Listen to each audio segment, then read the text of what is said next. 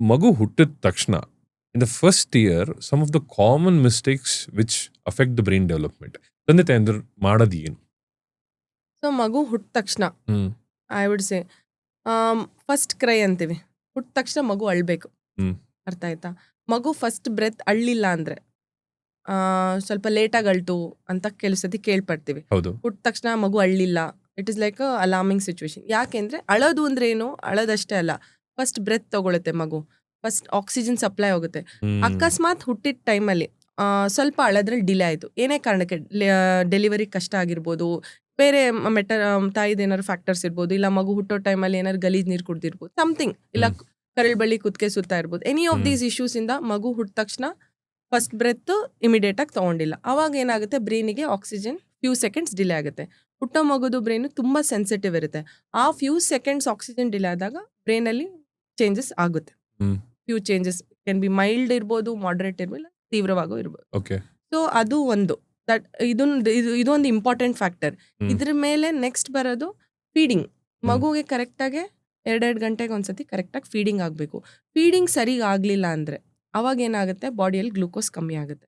ಮಗು ಆ್ಯಂಡ್ ದೊಡ್ಡವ್ರಿಗೆ ನಾವೇನು ಈಗ will be fasting for 6 to 8 hours, nothing will happen. But ಮಗುಗೆ ಬಾಡಿಯಲ್ಲಿ ಗ್ಲೂಕೋಸ್ ವೆರಿ ಸೆನ್ಸಿಟಿವ್ ಇರುತ್ತೆ. ಸೊ ಬಾಡಿಯಲ್ಲಿ ಗ್ಲೂಕೋಸ್ ಕಮ್ಮಿ ಆದಾಗ ಎಗೇನ್ ಬ್ರೈನಲ್ಲಿ ಚೇಂಜಸ್ ಆಗುತ್ತೆ, ಬ್ರೈನ್ದು ಹಿಂಭಾಗದಲ್ಲಿ ಚೇಂಜಸ್ ಆಗುತ್ತೆ. ಅರ್ಥ ಆಯ್ತಾ?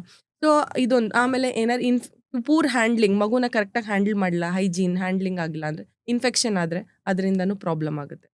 ಆಮೇಲೆ ಇಮ್ಯುನೈಸೇಷನ್, ಚುಚ್ಚುಮದ್ದುಗಳನ್ನೆಲ್ಲ ಕರೆಕ್ಟಾಗಿ ಹಾಕಿಸ್ಬೇಕು. ಏನೇ ಕೆಲವು ಮಿತ್ಗಳಿರುತ್ತೆ, ಈಗ ಇದನ್ನ ಹಾಕ್ಸಿದ್ರೆ ಏನೋ ಮಗುಗೆ ಇಂಜೆಕ್ಷನ್ ಹಾಕ್ಸಿದ್ರೆ ಮಗುಗೆ ಏನಾದ್ರು ಆಟಿಸಮ್ ಬರ್ಬೋದು, ಇಲ್ಲ ಇಂಜೆಕ್ಷನ್ ಹಾಕ್ಸಿದ್ರೆ ಏನೋ ಬಿಹೇವಿಯರಲ್ ಪ್ರಾಬ್ಲಮ್ ಬರ್ಬೋದು, ಬೇರೆ ಏನೋ ರಿಯಾಕ್ಷನ್ ಆಗ್ಬೋದು ಅಂತ ಕೆಲವು ಮಿಸ್ಕನ್ಸೆಪ್ಷನ್ಸ್ ಇದೆ. ಡೆಫಿನೆಟ್ಲಿ ಆ ಥರ ಏನೂ ಇಲ್ಲ. ಇಂಜೆಕ್ಷನ್ಸ್ ಹಾಕ್ಸ್ಲಿಲ್ಲ ಅಂದರೆ ಮಗುದು ಇಮ್ಯುನಿಟಿ ಅದ್ರದ್ದು ಎಫೆಕ್ಟ್ ಆಗುತ್ತೆ. ಆ್ಯಂಡ್ ಇವೆಂಚುಲಿ ಬರಬಾರ್ದಾಗಿರೋಂಥ ಡೇಂಜರಸ್ ಆಗಿರೋ ಇನ್ಫೆಕ್ಷನ್ಗಳು ಬಂದರೆ ಅದರಿಂದ ಹಾನಿಕಾರಕ ತುಂಬ ಜಾಸ್ತಿನೇ ಇರುತ್ತೆ. ಸೊ ಇಮ್ಯುನೈಸೇಷನ್ ತುಂಬ important. Next nutrition. So first 6 months ಮಗುಗೆ ಎಕ್ಸ್ಕ್ಲೂಸಿವ್ ಆಗಿ ಬ್ರೆಸ್ಟ್ ಫೀಡಿಂಗ್ ಮಾಡಬೇಕು. ಟಾಪ್ ಫೀಡ್ಸ್ ಎಲ್ಲ ಏನು ಕೊಡಬಾರ್ದು, ಎಕ್ಸ್ಕ್ಲೂಸಿವ್ ತಾಯಿ ಹಾಲನ್ನೇ ಕೊಡಬೇಕು. ತಾಯಿ ಹಾಲು ತುಂಬ ಇಂಪಾರ್ಟೆಂಟ್ ಬ್ರೈನ್ ಡೆವಲಪ್ಮೆಂಟಿಗೆ. ನಾನು ಹೇಳಿದ್ನಲ್ಲ, ಎವ್ರಿ ಸೆಕೆಂಡ್ ಲಕ್ಷಾಂತರ ಕನೆಕ್ಷನ್ಸ್ ಫಾರ್ಮ್ ಆಗ್ತಿರುತ್ತೆ. ತಾಯಿ ಹಾಲಲ್ಲಿ ಎಲ್ಲ ನ್ಯೂಟ್ರಿಷನ್ಸ್ ತುಂಬಾ ಇರುತ್ತೆ. ನ್ಯೂಟ್ರಿಷನ್ಸು, ಆ್ಯಂಟಿಬಾಡೀಸು, ಮಗುಗೇನು ಬೇಕಾಗಿದೆ ಎಲ್ಲ ಫ್ಯಾಕ್ಟರ್ಸು, ಮಗು ಗ್ರೋತ್ ಹೆಲ್ಪ್ ಆಗೋವಂಥ ಫ್ಯಾಕ್ಟರ್ಸು ಎಲ್ಲನೂ ತಾಯಿ ಹಾಲಲ್ಲಿ ಇರುತ್ತೆ. ತಾಯಿ ಹಾಲು ಎಷ್ಟು ಈಗ ಬರಲಿಲ್ಲ ಅಂದರೆ ತಾಯಿ ಹಾಲು, ಕೆಲವು ಸತಿ ತಾಯಿಗೆ ಹಾಲು ಬರಲ್ಲ, ಆ ಸಿಚುವೇಶನ್ ಸೈಡಿಗೆ ಇಡೋಣ. ಯಾರಿಗೆ ತಾಯಿ ಹಾಲು ಇರುತ್ತೆ, ನೀವೆಷ್ಟು ಕುಡಿಸ್ತಿರೋ ಮಗುಗೆ ಅಷ್ಟೇ ಮಗುದು ಬ್ರೈನ್ ಡೆವಲಪ್ಮೆಂಟು, ಮಗುದು ಇಮ್ಯುನಿಟಿ ಡೆವಲಪ್ಮೆಂಟ್ ಎಲ್ಲದಕ್ಕೂ ತುಂಬಾ ಹೆಲ್ಪ್ ಆಗುತ್ತೆ. ಸೊ ಇಗ್ನೋರ್ ಮಾಡಬಾರ್ದು. ಯಾವ ಏಜ್ ವರೆಗೂ ಬ್ರೆಸ್ಟ್ ಫೀಡಿಂಗ್ ಮಾಡಬಹುದು? ಲೆಟ್ಸ್ ಸೇ 6 months ಮಿನಿಮಮ್ ಮಾಡಲೇಬೇಕು. 6 months ಎಕ್ಸ್ಕ್ಲೂಸಿವ್ ಆಗಿ ಮಾಡಲೇಬೇಕು. ಇಫ್ ಮಿಲ್ಕ್ ಔಟ್ಪುಟ್ ಇದ್ರೆ ಮಾಡಲೇಬೇಕು. ಅದಾದ್ಮೇಲೆ up to 2 years you can do, as long as you are having milk production ಇದ್ರೆ ಯು ಕ್ಯಾನ್ ಕಂಟಿನ್ಯೂ. ಇನ್ನೊಂದೇನು ಮಿಸ್ಟೇಕ್ ಮಾಡ್ತೀವಿ ಅಂದರೆ 6 months ಆದಮೇಲೆ ಮನೆ ಆಹಾರ ಸ್ಟಾರ್ಟ್ ಮಾಡ್ತೀವಲ್ಲ, ಕಾಂಪ್ಲಿಮೆಂಟ್ರಿ ಫೀಡಿಂಗ್ ಅಂತೀವಿ, ಅದು ಸ್ಟಾರ್ಟ್ ಮಾಡಾದ್ಮೇಲೆ ಸುಮಾರು ಜನ ಮಿಸ್ಟೇಕ್ ಮಾಡೋದು they'll stop breast feeding. So that is not, ಆ ಥರ ಮಾಡಬಾರ್ದು. ಕಾಂಪ್ಲಿಮೆಂಟ್ರಿ ಫೀಡಿಂಗ್ ಸ್ಟಾರ್ಟ್ ಮಾಡಿದ್ಮೇಲೂ ಮದರ್ಗೆ ಮಿಲ್ಕ್ ಔಟ್ಪುಟ್ ಇದ್ರೆ you should continue breast feeding. Breast milk at least ನಿಮಗೆ ಡೈರೆಕ್ಟ್ ಬ್ರೆಸ್ಟ್ ಫೀಡಿಂಗ್ ಮಾಡಲ್ಲ ಅಂದರೆ you can pump the milk and feed the baby. For example, ಈಗ ಕೆಲವು ತಾಯಂದಿರು ಕೆಲ್ಸಕ್ಕೆ ಹೋಗ್ತಾರೆ, ಆ ಥರ ಇದ್ದಾಗ but still you can pump the breast ಮಿಲ್ಕ್ನ ಪಂಪ್ ಮಾಡಿ ಆಮೇಲೆ ಮಗುಗೆ ಫೀಡ್ ಮಾಡಿಸ್ಬೋದು. ಸೊ ಬ್ರೈನಿಗೆ ತುಂಬಾ ಇಂಪಾರ್ಟೆಂಟ್ ತಾಯಿ ಹಾಲು, ತುಂಬಾನೇ ಇಂಪಾರ್ಟೆಂಟು. ಇದರ ಡೈರೆಕ್ಟ್ ಬ್ರೆಸ್ಟ್ ಫೀಡಿಂಗ್ ಮಾಡ್ಬೋದು, ಇಲ್ಲ ಅಂದ್ರೆ ಇಂಡೈರೆಕ್ಟ್ ಬ್ರೆಸ್ಟ್ ಮಿಲ್ಕ್ ಫೀಡಿಂಗ್ ಮಾಡ್ಬೋದು, ಎನಿ ವಿಚ್ ವೇಸ್. ಬಟ್ ಮಗುಗೆ ಅದನ್ನ ಕೊಡೋದು ಇಂಪಾರ್ಟೆಂಟ್. ಮ್ಯಾಕ್ಸಿಮಮ್ ನಿಮಗೆ ಎಲ್ಲಿ ತನಕ ಆಗುತ್ತೋ ಅಲ್ಲಿ ತನಕ ಕೊಟ್ರೆ ಇದು ತುಂಬಾ ಒಳ್ಳೇದು. ಸೊ ಇದರಿಂದ ಮಗುದು ನ್ಯೂಟ್ರಿಷನ್ನು ಆ್ಯಂಡ್ ಮಗುದು ಇಮ್ಯುನಿಟಿ, ಬ್ರೈನ್ ಡೆವಲಪ್ಮೆಂಟ್ ಎಲ್ಲದಕ್ಕೂ ತುಂಬ ಹೆಲ್ಪ್ ಆಗುತ್ತೆ. ಆ್ಯಂಡ್ ಮಗುಗೆ ಹೆಚ್ಚಾಗಿ ಟೈಮ್ ಕೊಡ್ಬೇಕು. ಅದರಿಂದ ತಾಯಿ ಮಗುದು ಬಾಂಡಿಂಗೂ ಹೆಲ್ಪ್ ಆಗುತ್ತೆ. ತಾಯಿಗೂ ಡೆಲಿವರಿ ಆದಮೇಲೆ ಪೇನ್, ಸ್ಟ್ರೆಸ್ ಏನೇ ಇದ್ರೂ ಅದನ್ನೆಲ್ಲ ಕಮ್ಮಿ ಆಗೋದಕ್ಕೆ ತಾಯಿಗೆ ಹಾರ್ಮೋನ್ ಫೀಡ್ಬ್ಯಾಕಿಗೂ ಇದು ಹೆಲ್ಪ್ ಮಾಡುತ್ತೆ.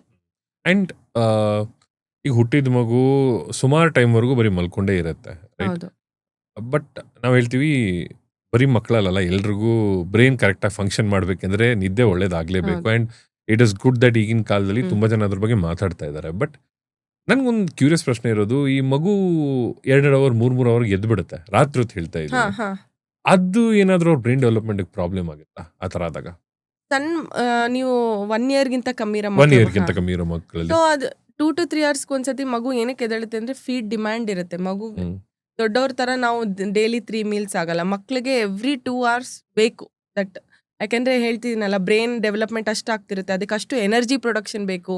ಮಗು ಇರೋದು ಸೈಜ್ ಇಷ್ಟೇ ಇರ್ಬೋದು, but that energy requirement, nutrition requirement ತುಂಬಾ ಜಾಸ್ತಿ ಇರುತ್ತೆ. Right. ಬಿಕಾಸ್ ಬಾಡಿಯಲ್ಲಿ ಅಷ್ಟು ಚೇಂಜಸ್ ಎವ್ರಿ ಸೆಕೆಂಡ್ ಆಗ್ತಾ ಇರುತ್ತೆ. ಸೊ 2 to 3 hours ಒಂದ್ಸತಿ ಮಗು ಎದ್ದೇಳೋದು ಒಂದು ಫೀಡ್ ಡಿಮ್ಯಾಂಡ್ಗೆ. ಕೆಲವು ಸತಿ ಅಕಸ್ಮಾತ್ ಮಗು 3 hours ಮೇಲೆ ಮಲ್ಕೋತು ಅಂದ್ರೆ ಕಾಮನ್ ಆಗಿ ಪೇರೆಂಟ್ಸ್ ಏನ್ ಮಾಡ್ತಾರೆ, ಮಲ್ಗಿದೆ ಬಿಡು ಅಂತ. ಇಲ್ಲ, ಏನ್ ರಿಕ್ವೈರ್ಮೆಂಟ್ ಇದೆ ಆ ಟೈಮಿಗೆ ಎದ್ದೇಳಿಸ್ಬಿಟ್ಟು ಫೀಡಿಂಗ್ ಮಾಡಿಸ್ಬೇಕು. So, ಮಗು ಮಲ್ಕೊಂಡಿದೆ ಅಂದ್ರೆ ಬಿಟ್ಬಿಡ್ಬಾರ್ದು. ಬಿಟ್ಬಿಡ್ಬಾರ್ದು. ಹೆಂಗ್ ಆ ಏಜ್ ಅಪ್ರೋಪ್ರಿಯೇಟ್ ಆಗಿ ಏನ್ ರಿಕ್ವೈರ್ಮೆಂಟ್ ಇದೆ ಫೀಡಿಂಗ್ ಮಾಡಿಸ್ಬೇಕು.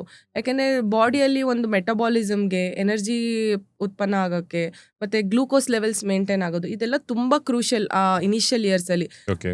ಪದೇ ಪದೇ ಗ್ಲೂಕೋಸ್ ವೇರಿಯೇಷನ್ಸ್ ಆಗೋದು ಬಾಡಿಯಲ್ಲಿ, ಬ್ರೈನ್ ಅಲ್ಲಿ ಅದು ಪರ್ಮನೆಂಟ್ ಚೇಂಜಸ್ ಮಾಡುತ್ತೆ. ಅದ್ರದ್ದು ಎಫೆಕ್ಟ್ ನಾವು ಇವೆಂಚುಲಿ ಮತ್ತೆ ಮಗುದು ಡೆವಲಪ್ಮೆಂಟ್, ಇಲ್ಲಾಂದ್ರೆ ವಿಷನ್ ಇಶ್ಯೂಸು, ಇಲ್ಲ ಫಿಟ್ಸ್ ಬರ್ಬೋದು, ಈ ತರ ಇಶ್ಯೂಸ್ ಅಲ್ಲಿ ನಾವು ನೋಡ್ತೀವಿ. ಹ್ಮ್. ಸೊ ಇಟ್ ಇಸ್ ತುಂಬಾನೇ ಇಂಪಾರ್ಟೆಂಟು ಕರೆಕ್ಟಾಗಿ ಫೀಡಿಂಗ್ ಟೈಮಿಗೆ ಮಾಡೋದು, ಇಮ್ಯುನೈಸೇಷನ್ ಟೈಮಿಗೆ ಕೊಡೋದು, ಒಳ್ಳೆ ನ್ಯೂಟ್ರಿಷನ್ ಕೊಡಬೇಕು ಮಗುಗೆ, ಒಳ್ಳೆ ವಾತಾವರಣದಲ್ಲಿ ಬೆಳೆಸ್ಬೇಕು, ಹೈಜೀನಿಕ್ ಆಗಿ, ಅಂದ್ರೆ ಇನ್ಫೆಕ್ಷನ್ಸ್ ಎಲ್ಲ ಆಗ್ಲಿಲ್ದೇ ಇರೋ ತರ ನೋಡ್ಕೋಬೇಕು. ಹ್ಮ್. ಇದ್ರ ಜೊತೆಗೆ ತಾಯಿನೂ ತಮ್ಮ ಹೆಲ್ತ್ನ ಚೆನ್ನಾಗಿ ನೋಡ್ಕೋಬೇಕು. Okay. ಬಿಕಾಸ್ ತಾಯಿ ಅವ್ರ ನ್ಯೂಟ್ರಿಷನ್, ಅವ್ರ ಹೆಲ್ತ್ ಚೆನ್ನಾಗಿ ನೋಡ್ಕೊಂಡ್ರೆ ಆಟೋಮ್ಯಾಟಿಕ್ಲಿ ಮಗುಗೆ ಹೆಲ್ಪ್ ಆಗುತ್ತೆ.